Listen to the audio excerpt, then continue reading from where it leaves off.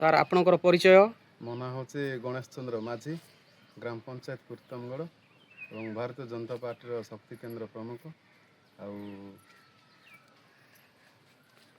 ଏ ଯେଉଁ 6 ତାରିଖ ସୋମବାର ଦିନ ଯେଉଁ ବର୍ଷା ପବନ ଘଡ଼ଘଡ଼ି ବିଜୁଳି ଆଜ୍ଞା ଉପରେ ଯେଉଁ ଲୋକଙ୍କର କ୍ଷୟକ୍ଷତି ହେଇଛି ତା ଉପରେ କୌଣସି ଧ୍ୟାନ ଦେଇଛନ୍ତି ନା ନାହିଁ ଆପଣ? ଆଜ୍ଞା 6 ତାରିଖ ମାନେ ସନ୍ଧ୍ୟା 2ଟା 3ଟା ସମୟରେ ଯେଉଁ ଆମର ଘୂର୍ଣ୍ଣିବାତ୍ୟା ଭଳିଆ ହେଇକି ଆମ ବର୍ଷା ପବନ ହେଇକି ଗଛପତ୍ର ଭାଙ୍ଗି ଆଉ ଘର ଦ୍ୱାରା ଭଙ୍ଗା ଭଙ୍ଗି ହେଇଥିଲା। ତେଣୁ ଆମର ରିମି ଭାଇ ବୋଲି ଅଛନ୍ତି ଓଡ଼ିଆ ସାହିର, ତାଙ୍କେ ମୋତେ ଫୋନ୍ କଲେ, ଭାଇ ଟିକେ ଆସ ବୋଲି ଡାକିଲେ। ଆଉ ମୁଁ ଆସିକି ଦେଖିଲା ବେଳକୁ ଘର ଉପରେ ଗଛ ପଡ଼ିଥିଲା।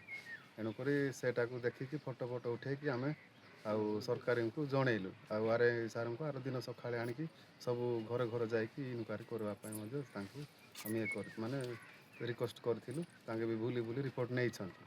ତେଣୁକରି ଦରଖାସ୍ତ କେତେ ଲୋକ କରିଛନ୍ତି, କେତେ ଲୋକ କରିନାହାନ୍ତି।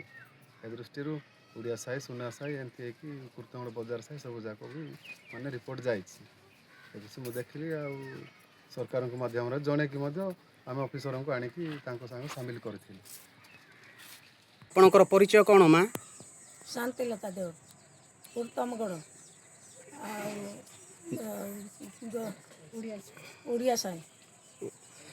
ଯେଉଁ 6 ତାରିଖ ଦିନ ସୋମବାର ଆଜ୍ଞା ଏପ୍ରିଲ ମାସ ଆଜ୍ଞା ଯେଉଁ ବର୍ଷା ପବନ ଆଜ୍ଞା ଘଡ଼ଘଡ଼ି ବିଜୁଳି ଆଜ୍ଞା ହେବା ଦ୍ୱାରା ଆପଣଙ୍କର କ'ଣ କ୍ଷୟକ୍ଷତି ହେଇଛି? ଆଜ୍ଞା ଦେଖନ୍ତୁ, ସୋମବାର ଦିନ ଯେଉଁ ଆମେ ଯାଇଥିଲୁ, ସେଦିନ ଦଣ୍ଡ ନାଚ ହେଉଥିଲା। ସମସ୍ତେ ଘରୁ ବାହାରିକି ଯାଇଥିଲୁ। ଯଦି ବା ଘରେ ରହିଥାନ୍ତୁ ଆମଙ୍କର ସମସ୍ତଙ୍କର କ୍ଷତି ହେଇଥାନ୍ତା। ଗଛ ଭାଙ୍ଗି ସବୁ ଘର ଉପରେ ପଡ଼ି କ୍ଷତି ହେଇଛି। ଆଚ୍ଛା, ଯେଉଁ ବର୍ଷା ପବନ ହେଲା ପରେ ସରକାର କି ପ୍ରଶାସନ କୌଣସି ସାହାଯ୍ୟ ଦେଇଛନ୍ତି କି? ଆଜ୍ଞା ବିଜେପି ଭାଇମାନେ ଆସିକି ଦେଖିଲେ, ଘର ଦ୍ୱାର ଦେଖିକି ଫଟୋ କାଢ଼ିକି ଗଲେ। ଆଉ ପାଳ ଖଣ୍ଡେ ଦେଇଛନ୍ତି।